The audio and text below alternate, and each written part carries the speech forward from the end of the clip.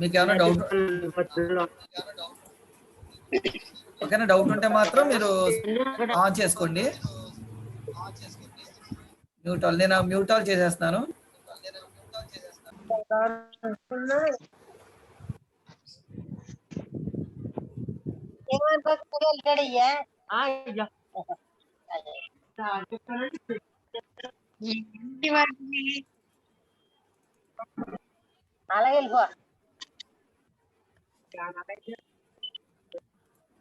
Okay, look here.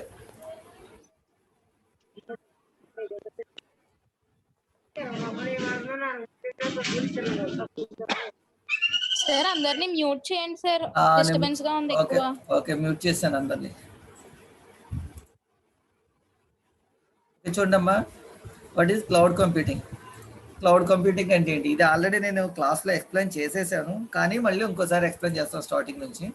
చూడండి, cloud computing. What is cloud? Cloud means చూడండి, the term cloud refers to a network or internet. The cloud refers to a network or internet. అంటే cloud అంటే network కానీ internet అనమాట. ఈ రెండిట్లో ఏదో ఒకటి. ఓకే, చూడండి, in other words we can say that cloud is something. And cloud అంటే ఏదైనా కావచ్చు, కంప్యూటర్ రిలేటెడ్లోనే, రిమైనింగ్ కాదనమాట. Which is present at remote location. అంటే అది మన దగ్గర ఉండదు, వేరే చోట ఉంటుంది, అది ఏదైనా కావచ్చు అనమాట. అంటే ఇక్కడ చూడండి కింద diagram, look here. User data, user device అంటే మన డివైస్ అనమాట. ఈ డివైజు మన కంప్యూటర్ కావచ్చు, లేదంటే మొబైల్ కావచ్చు. ఫర్ ఎగ్జాంపుల్ చూడండి, ఇప్పుడు మీరు ఆన్లైన్లో నా క్లాస్ వింటున్నారు, నేను వేరే చోట ఉన్నాను, అంటే రిమోట్ లొకేషన్లో ఉన్నాను. మీరు మీ ఇంటి దగ్గర కూర్చొని మీ డివైస్లో ల్యాప్టాప్ కావచ్చు, మొబైల్ కావచ్చు, కనెక్ట్ అయ్యి నేను చెప్పే క్లాస్ని, నేను ప్రజెంట్ చేసే స్క్రీన్ని మీరు అక్కడ వ్యూ చేస్తున్నారు. ఇది దేని ద్వారా పాసిబుల్ అవుతుంది? మనకి నెట్వర్క్ ద్వారా అనమాట. దేని ద్వారా మనం కనెక్ట్ చేస్తాం? ఇంటర్నెట్ ద్వారా అనమాట. సో ఇక్కడ కూడా క్లౌడ్ అంటే అదే అనమాట. డివైస్ చూడండి, డివైస్ కనెక్టెడ్ త్రూ ఇంటర్నెట్. అంటే వెబ్ సర్వర్లో, అంటే ఇంటర్నెట్ సర్వర్లో స్టోర్ అయినా చూడండి, server contents application and databases. అంటే అప్లికేషన్ సాఫ్ట్వేర్స్, నెక్స్ట్ డేటాబేసెస్, ఇవన్నీ రిసోర్సెస్ అన్నీ ఎక్కడ స్టోర్ అయి ఉంటాయి? సర్వర్లో స్టోర్ అయి ఉంటాయి. ఆ సర్వర్లో స్టోర్ అయిన వాటిని మన డివైస్లో మనం యూజ్ చేసుకున్నాం త్రూ ఇంటర్నెట్ అనమాట. ఇక్కడ ఇంటర్నెట్ అని వచ్చింది. నాట్ ఓన్లీ ఇంటర్నెట్ ఒకటే కాదు, కానీ నెట్వర్క్ మనకి ఏదైనా కావచ్చు. ఆ నెట్వర్క్ ఇక్కడ చూడండి పైన. In other words you can say that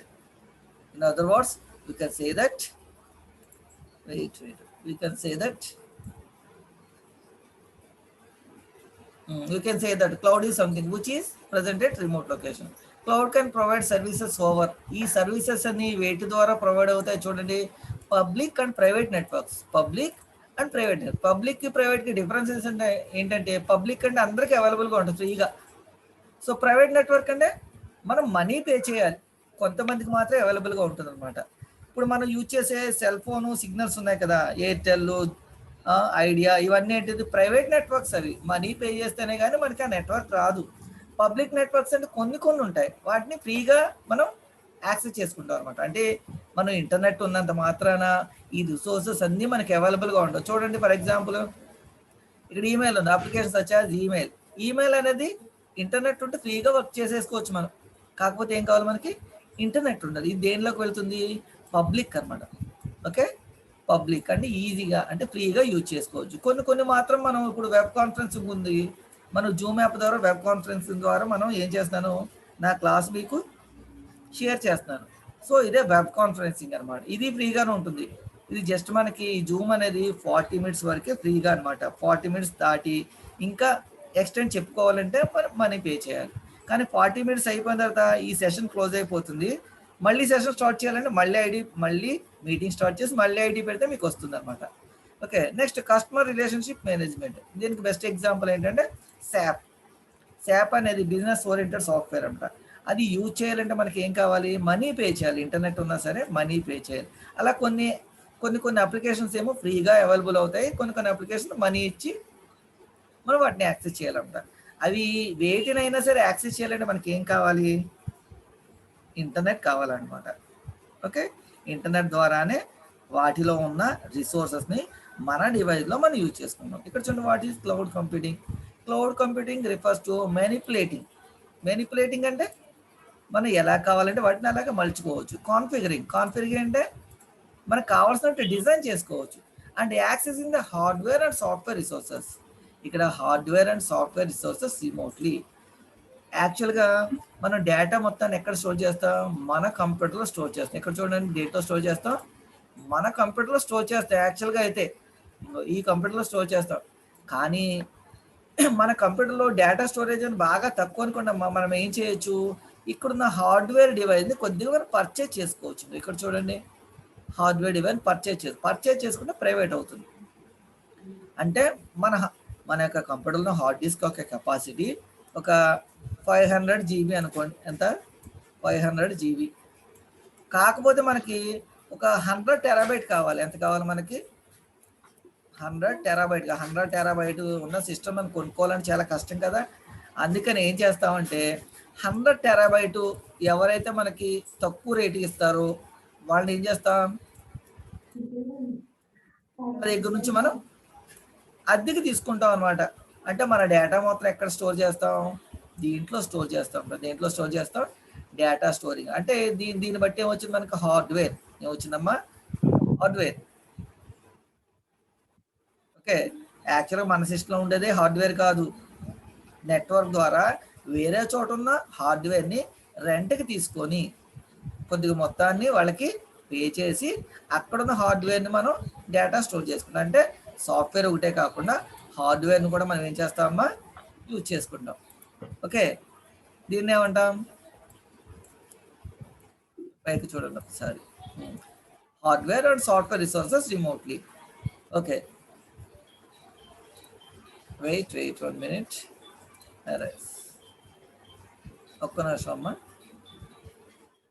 1 minute.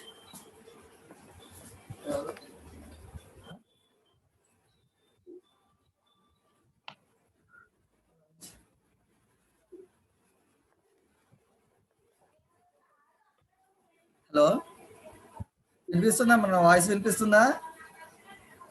వినిపిస్తుంది సార్.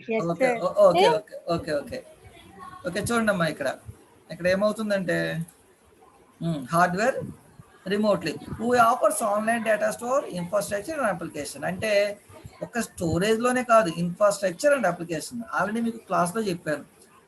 మనకి క్లౌడ్ సర్వీసెస్ ఏమున్నాయంటే అప్లికేషన్స్ యాజ్ సర్వీస్, అంటే శాప్ ఏనమ్మా, sorry SaaS, software as applications. అంటే సాఫ్ట్వేర్స్ని మనం యూజ్ చేసుకోవచ్చు, ఇన్ఫ్రాస్ట్రక్చర్ని యూజ్ చేసుకోవచ్చు, ప్లాట్ఫామ్ని యూజ్ చేసుకోవచ్చు. ప్లాట్ఫాము నెక్స్ట్ సాఫ్ట్వేర్ రెండు ఏ కేటగిరీలోకి వెళ్తాయంటే సాఫ్ట్వేర్ కేటగిరీలోకి వెళ్తాయి. అంటే ఆపరేటింగ్ సిస్టమ్ అనేది మన దగ్గర విండోస్ 7 అనే ఆపరేటింగ్ సిస్టమ్ ఉందమ్మా. అంటే విండోస్ ఆపరేటింగ్ సిస్టమ్ మన దగ్గర ఉంది యూజర్ డివైస్లో. మనకి మన కంపెనీలో ప్రాజెక్ట్ కొత్తగా వచ్చింది, దానికి ఏం కావాలంటే లెనెక్స్ ఆపరేటింగ్ సిస్టమ్ కావాలి. వాళ్ళు లెనెక్స్ మీద ప్రిపేర్ చేసి ఉన్నారు. ఉన్నట్టుండి మన కంపెనీలో ఒక 400-500 సిస్టమ్స్ ఉన్నాయి. అన్నిటినీ మోడిఫై చేయడం కష్టం కదా. అలాంటప్పుడు ఏం చేస్తామంటే ఈ క్లౌడ్ నుంచి మనం ఒక ఆపరేటింగ్ సిస్టాన్ని మనం రెంట్కి తీసుకుంటాం అనమాట. అంటే మన ఆపరేటింగ్ సిస్టాన్ని చేంజ్ చేయకుండానే మన కంప్యూటర్లో లైనెక్స్ అనే ఆపరేటింగ్ సిస్టమ్ రన్ అవుతుంది. అంటే ఇంటర్నల్గా రన్ అవుతుంది. యాక్చువల్గా మన సిస్టంలో ఉండేది విండోస్ ఆపరేటింగ్ సిస్టమే, కాకపోతే క్లౌడ్ ద్వారా ఈ ప్లాట్ఫామ్ని ఏం చేస్తాం, రెంట్కి తీసుకొని రన్ చేసుకుంటాం అనమాట. దాన్ని ఏమంటాం? Platform as services. అదే సాఫ్ట్వేర్లు కూడా జావా, ఒరాకిల్ అనేది మన సిస్టంలో ఇన్స్టాల్ చేసుకునే అవసరం లేదు. రిమోట్ యాక్సెస్లో ఇంటర్నెట్లో స్టోర్ అయి ఉన్న సాఫ్ట్వేర్స్ని మన సిస్టంలో యూజ్ చేసుకున్నాం త్రూ ద ఇంటర్నెట్. ఈ మొత్తం కాన్సెప్ట్ని ఏమంటాం? Cloud computing. ఏనమ్మా? క్లౌడ్ కంప్యూటింగ్ అంటే ఏంటి? మన సిస్టంలో ఏది ఉండదు, త్రూ ద నెట్వర్క్ ద్వారా రిమోట్ లొకేషన్లో ఉన్న రిసోర్సెస్ని మన కంప్యూటర్లో యూజ్ చేసుకుంటే దాన్నే క్లౌడ్ కంప్యూటింగ్ అంటాం. ఒక ఇంటర్నెట్ ద్వారా మాత్రమే కాదు. ఫర్ ఎగ్జాంపుల్ మన కాలేజ్లో నెట్వర్క్ ఉందమ్మా, అది ల్యాన్ అనమాట. ఆ ల్యాన్ నెట్వర్క్ ద్వారా మీరు సిస్టమ్ లేదా డివైజెస్ అంటే మీ మొబైల్స్ కనెక్టే ఉన్నారు. ఓకే, అంటే మన ల్యాన్ ద్వారా మన కాలేజీలో ఉన్న రిసోర్సెస్ని మీరు మీ డివైస్లో యాక్సెస్ చేసుకోవచ్చు. అక్కడ ఏమవుతుంది? అది నెట్వర్క్ ద్వారా, అది చిన్న నెట్వర్క్. కానీ ఇక్కడ క్లౌడ్ కంప్యూటింగ్ అనేది చాలా చాలా పెద్ద నెట్వర్క్కి యూజ్ అవుతుంది అనమాట. అంటే మనం ఎక్కడైనా ఉండొచ్చు, ఫర్ ఎగ్జాంపుల్ మీరు జర్నీలో ఉన్నారమ్మా, మీ వర్క్ మీరు చేసుకోవాలి. అలాంటప్పుడు ఏం చేస్తారు, మీ డివైస్ని ఇంటర్నెట్ కనెక్ట్ చేసుకుని ఆటోమేటిక్గా ఓపెన్ చేసుకొని దాన్ని ఏం చేసేసుకోవచ్చు, రన్ చేసేసుకోవచ్చు. ఓకే, అంటే మనం ఎక్కడున్నా సరే ఏం చేయొచ్చమ్మా, రిసోర్సెస్ అన్నిటిని యూజ్ చేసుకోవచ్చు. దీన్ని ఏమంటా, క్లౌడ్ కంప్యూటింగ్. ఇది క్లౌడ్ కంప్యూటింగ్ యొక్క ఇంట్రడక్షన్. ఓకే, ఎవరికైనా డౌట్ ఉందమ్మా దీంట్లో? డౌట్ ఉంటే మీరు అడగొచ్చు ఒకసారి.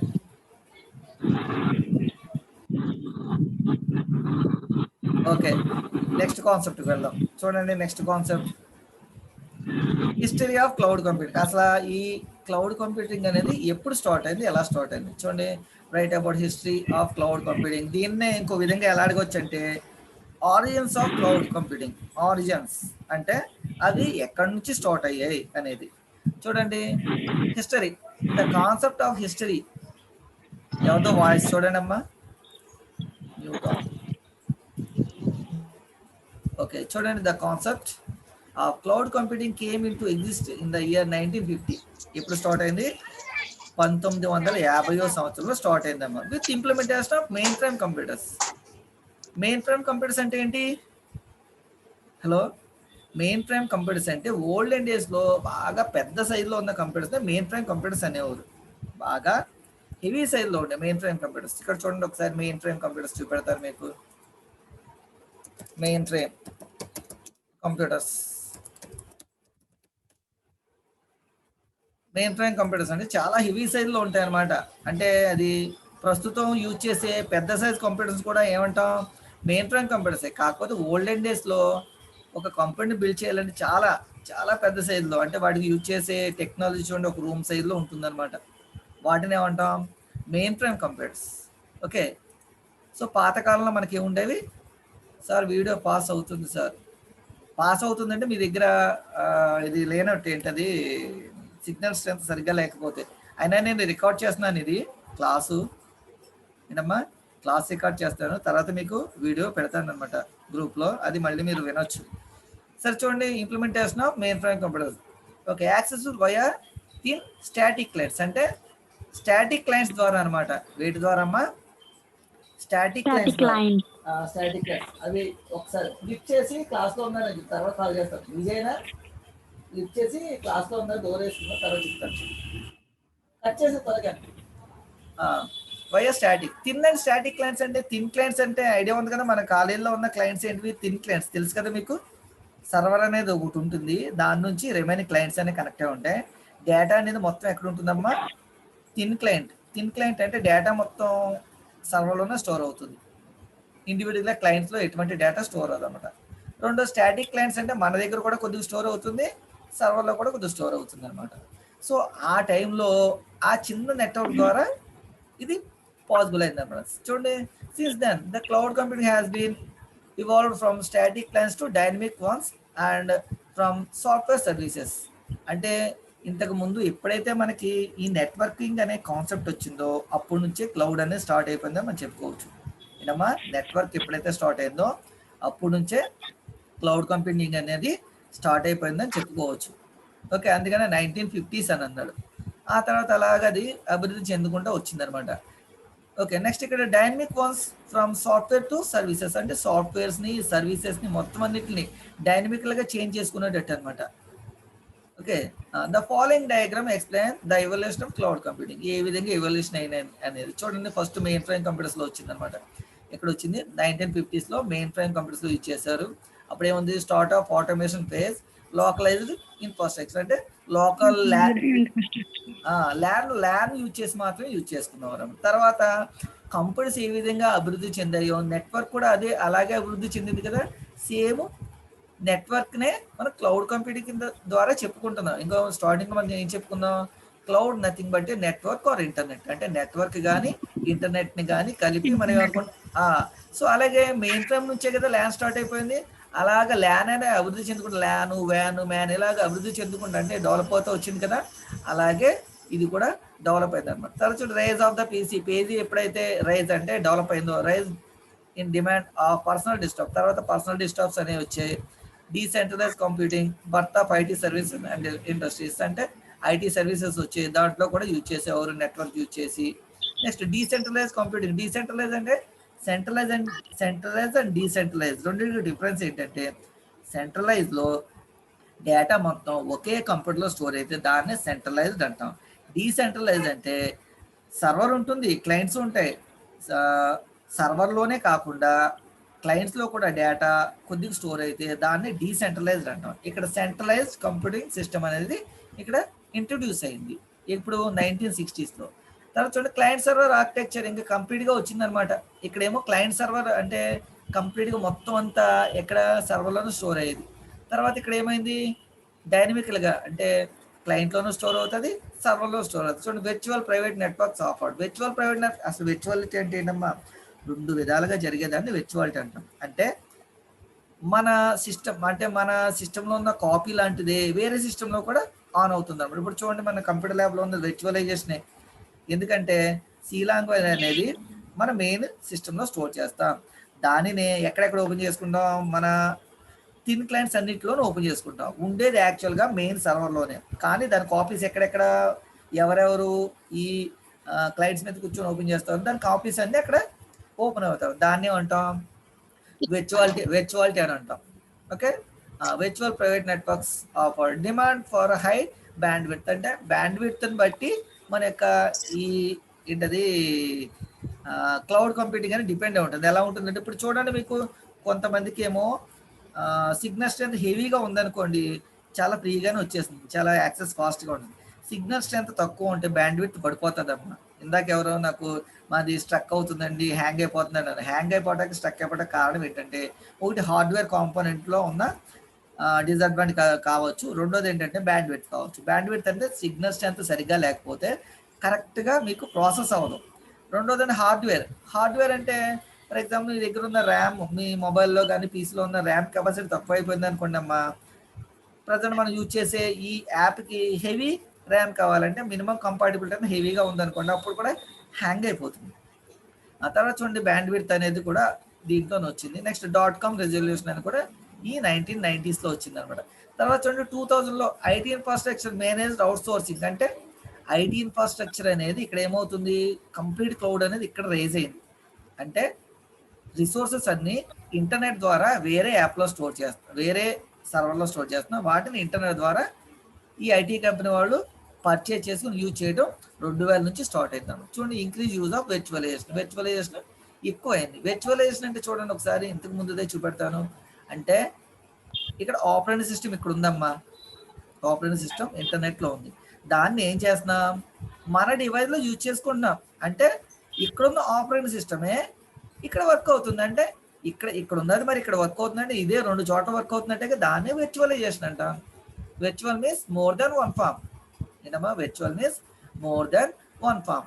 సో ఫర్ ఎగ్జాంపుల్ ఈ ఆపరేటింగ్ సిస్టాన్ని మనమే కొనుక్కోకల్లా వేరే వాళ్ళు కూడా కొనుక్కున్నారు అనుకోండి, దీన్నే మనం యూజ్ చేసుకుంటే ఈ ఆపరేటింగ్ సిస్టాన్ని వాళ్ళు యూజ్ చేసుకుంటారు. అంటే ఇక్కడ ఏమవుతుంది ఒకే copy more than one person అనేవాళ్ళు యూజ్ చేసుకుంటారు కదా, దాన్నే వర్చువలైజేషన్ అంటాం అనమాట. ఈ వర్చువలైజేషన్ 2000లో ఎక్కువగా ఇంక్రీజ్ అయింది. ఇంకా బియాండ్ 2010 2010 వరకు అనమాట. ఎలా వచ్చింది emergency of as a service, next delivery of అంటే చూడండి ఇవన్నీ సర్వీసెసే. ఐఏఎస్ అంటే infrastructure as services, platform as services, software as services. ఈ 3 మెయిన్ అనమాట. IAS, PAS, SAs. ఎక్కువగా సర్వీసెస్ ఏం చెప్పుకుంటాం ఆసు, పాసు, సాస్ అనమాట. నాస్ అంటే నెట్వర్క్ యాజ్ ఏ సర్వీస్ అనమాట. నాస్ అంటే చాలా ఉన్నాయి, కాకపోతే బాగా ఇంపార్టెంట్ ఏంటంటే ఈ 3. Collaborative computing, next utility computing model. ఇవి కంప్లీట్గా ఎలా రైజ్ అయిందంటే చూడండి కింద ఇంకో డయాగ్రామ్ పెట్టారు మీకు. చూడమ్మా cloud computing, history of cloud కంప్యూటింగ్లో యాక్చువల్గా ఎప్పుడు 1950లో ఎవడు జాన్ మెకార్టీ అనేవాడు దీన్ని ఇంట్రొడ్యూస్ చేశాడు. దీనికంటే ముందు ఇది చూడండి. On the basis of the above computing, there was a emerged cloud computing concept that later implemented. అంటే క్లౌడ్ కంప్యూటింగ్ యొక్క ఆవశ్యకతను బట్టి ఏం చేశారమ్మా దాన్ని అభివృద్ధి చేసుకుంటూ వచ్చారు. చూడండి at around 1961 John McCarthy suggested in the speech at MIT. MIT means Massachusetts Institute of Technology అనమాట. అక్కడ ఎవడు జాన్ మెకార్టీ అనేవాడు ఒక స్పీచ్ అనేది ఇవ్వడం జరిగింది. That computing can be sold like utility. అంటే కంప్యూటింగ్ అనే దాన్ని మన కంప్యూటర్ రిసోర్సెస్ని ఎలా అమ్మా sold like utility, just like water and electricity. Water electricity ఏ విధంగా యూజ్ చేసుకుంటున్నామో అలాగే కంప్యూటర్ రిసోర్సెస్ కూడా మనం ఏం చేయొచ్చమ్మా సెల్ చేయొచ్చు. ఫర్ ఎగ్జాంపుల్ చూడండి, మనం ఎలక్ట్రిసిటీ బిల్ అంటే మనం ఎంత యూజ్ చేసుకుంటే అన్ని యూనిట్స్కే బిల్లు పే చేస్తాం అంతే కదా. వాటర్ అయితే అలా కాదు, సంవత్సరానికి ఎంత ఉంటుంది. వాటర్కి మీటర్లు లేవు కదా, మనకైతే మీటర్లు లేవు. కాకపోతే హైదరాబాద్ అలాంటి ఏరియాలో మాత్రం మీటర్లు ఉంటాయి. ఎలక్ట్రిసిటీ టీకి మీటర్ ఎలా ఉందో వాటర్ కూడా అలాగే మీటర్లు ఉన్నాయి. కానీ మనకు వాటర్ లేదు. అంటే ఇదేమో టైం టు టైం అంటే ఈ టైం నుండి ఈ టైం వరకు ఎంత యూజ్ చేసుకున్నా ఇంతవరకు మాత్రం యూజ్ అవుతుంది అనే బేస్లో వాటర్ బిల్ ఉంటుంది. ఈ ఎలక్ట్రిసిటీ బిల్ అయితే మాత్రం యూనిట్స్ని బేస్ చేసుకుని మీరు ఎంత యూజ్ చేసుకోవచ్చు, కానీ యూనిట్ని బేస్ చేసుకుని ఆ టైప్లోనే మనం ఏం చేయొచ్చు అంటే కంప్యూటర్ రిసోర్సెస్ని ఏం చేయొచ్చు, మనం సెల్ చేసుకోవచ్చు. అంటే sold like utility. It was brilliant idea. అది చాలా గొప్ప ఐడియా అనమాట. But like all brilliant ideas it was ahead if it's time. అంటే అక్కడ వెనకబడిపోయింది. అంత మంచి ఐడియానే సరే ఏమైందమ్మా వెనకబడిపోయింది. ఎక్కువగా ఎవరు దాన్ని యాక్సెప్ట్ చేయలేదు. As for the next few decades తర్వాత ఏమైంది, despite interest in the model, the technology simply was not ready for it. తర్వాత డికేడ్స్లో కూడా అది మోడల్ ఉంది కానీ ఎక్కువగా రెడీ అవ్వలే. కాకపోతే చూడండి of course time has passed. చాలా సంవత్సరాలు చాలా కాలం తర్వాత and the technology caught that idea and after ఇంకా 10 minutesలో క్లోజ్ అయిపోతుంది. 10 minutesలో నేను 10 minutesలో కంటే 5 minutesలోనే నేను చెప్పేసి ఒక 5 minutes మీకు చెప్తానమ్మా. కరెక్ట్గా మన క్లాస్ ఎంతసేపు ఉంటుందంటే 40 minutes ఉంటుంది. ఓకే సరే చూడండి, caught idea after few years we mention that. అంటే తర్వాత ఏమైందంటే అది డెవలప్ అయింది. ఇప్పుడు 1999లో సేల్స్ ఫోర్స్ అనేది వచ్చింది. వచ్చిందమ్మా sales force started delivery of application to users using simple website ద్వారా వాళ్ళు ఏమి సెల్ చేస్తూ ఉన్నారు అప్లికేషన్స్ అనమాట. రెంట్కి ఇవ్వటం అంటే యూజ్ చేసుకుంటాం వాళ్ళ అప్లికేషన్, మనం యూజ్ చేసుకుంటాం, అది రెంటెడ్ అనమాట. The applications were delivered to enterprise over the internet and this way the dream of computing sold as a utility true. అంటే అప్పటితో దాంతో ఏమైంది, అప్లికేషన్స్ని అమ్ముకోవచ్చు అనే కళ అనేది నిజమైంది అనమాట అప్పుడు. తర్వాత 2002లో అమెజాన్ అనే కంపెనీ వాళ్ళు స్టార్ట్ చేశారు, వాళ్ళు కూడా ఈ టైప్లో ఉన్నాయి. తర్వాత 2009లో గూగుల్ యాప్స్. అంటే ఇక్కడ నేను కొన్ని ఇంపార్టెంట్ మైల్ స్టోన్స్ చెప్పాను. ఇవి కాకుండా ఇంకా చాలా ఉన్నాయి, కాకపోతే కొద్ది ఇంపార్టెంట్ మైల్ స్టోన్స్ అని ఇక్కడ చెప్పాను. ఇది ఫస్ట్ 1999లో సేల్ ఫోర్స్, 2002లో అమెజాన్, 2009లో గూగుల్ యాప్స్. ఇవి చేసే పనులు ఏంటంటే మనం స్టార్టింగ్లో చెప్పుకున్నాం చూడండి, hardware utilities, software utilities, infrastructure utilities. వీటిని ఏం చేస్తారంటే రెంట్కి ఇస్తారు. ఆ రెంట్కి మనం తీసుకొని ఇంటర్నెట్ ద్వారా మన సిస్టంలో మనం యూజ్ చేసుకుంటాం. దాన్నే క్లౌడ్ కంప్యూటింగ్ అంటాం. ఇక్కడ చూడండి ఇన్ డీటెయిల్గా చెప్పాను. జాన్ మెకార్టీ అనేవాడు స్టార్ట్ చేశాడు 1950sలో. ఎందుకంటే వాడినే మనం దీనికి ఫాస్ట్ చెప్పుకుంటాం. తర్వాత ఆర్పానెట్ అనేది వచ్చింది. ఆర్పానెట్ అంటే American research projects agency network అనమాట. జేసీ లిక్విడర్ అనేవాడు ఇంటర్నెట్ అంటే ఈ ఆర్పానెట్ స్టార్ట్ చేశాడు. దాంతో ఏమైంది, నెట్వర్క్ బట్టే ఇది కూడా ఇంప్లిమెంట్ అయిందని చెప్పాం కదా, వాడిని కూడా ఇక్కడ మనం ఒక ఇంపార్టెంట్ పర్సన్ తీసుకున్నాం. 1970sలో వర్చువలైజేషన్ సాఫ్ట్వేర్ లాంచ్ అయింది. 1997లో క్లౌడ్ కంప్యూటింగ్ ఇక్కడ అనమాట. ఎవరు is defined by professor Ramnath Chellappa అనేవాడు, అంటే మన ఇండియన్ అనమాట. ఈ క్లౌడ్ కంప్యూటింగ్కి ఒక నిర్వచనాన్ని ఇచ్చాడు. తర్వాత సేల్స్ ఫోర్స్ అనేది 1999. యాక్చువల్గా ఇక్కడ మనం ఏం చెప్పుకున్నాం, సేల్స్ ఫోర్స్ 1999లో స్టార్ట్ అయింది. తర్వాత 2006లో అమెజాన్ ఎలాస్టిసిక్ క్లౌడ్ అనమాట. అమెజాన్ స్టార్ట్ అయింది మాత్రం ఎక్కడ స్టార్ట్ అయింది, 2002లోనే. కానీ అమెజాన్ EC2 అనేది కొత్త టెక్నాలజీ 2006లో. 2020 ప్రకారం ఎంతమంది అమ్మా, 266 billion estimated global public cloud service market. అంటే ఇంత మనీ అనేది పబ్లిక్ క్లౌడ్ సర్వీస్ మార్కెట్ ద్వారా ఇంత మనీ అనేది మనకి వస్తుంది.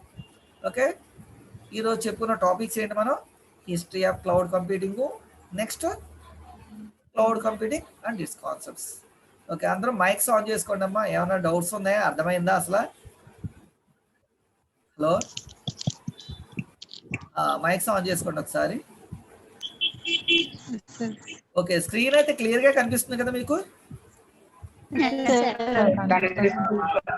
స్క్రీన్ అయితే క్లియర్గా కనిపిస్తుంది కదమ్మా? Yes sir. Yes, sir. Voice కూడా క్లియర్ గానే ఉంది కదా? Okay, sir. Okay, voice clear గా ఉంది. రెండోది ఏంటంటే మీకు కొద్దిగా నేనైతే సిగ్నల్ బాగా హెవీగా ఉన్న ప్లేస్ లో కూర్చొని చెప్తున్నాను.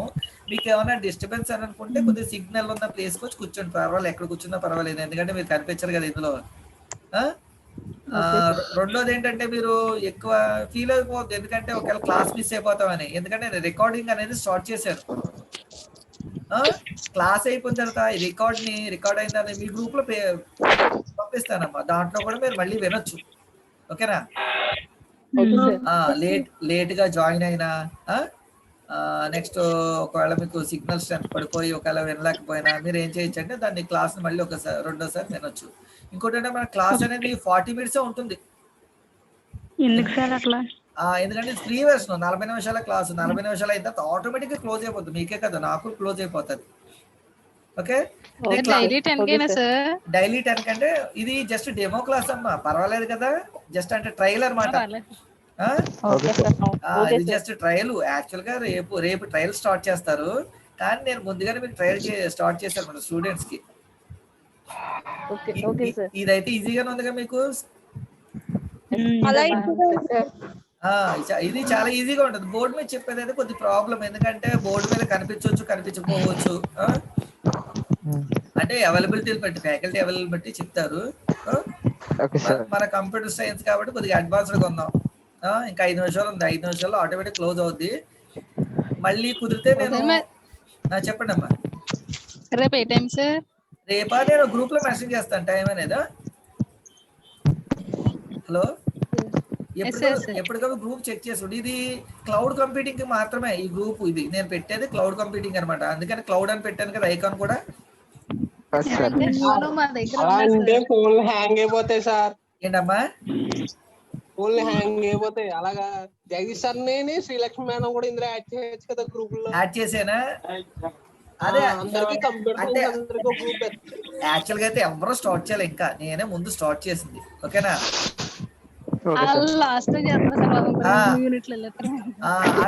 వాళ్ళ క్లాసెస్ లిజన్ ఒకసారి ఒకటి మాత్రం గుర్తుపెట్టుకోండి, ఇది రికార్డ్ అవుతుంది క్లాసు. నెక్స్ట్ ఇంకోటి ఏంటంటే మన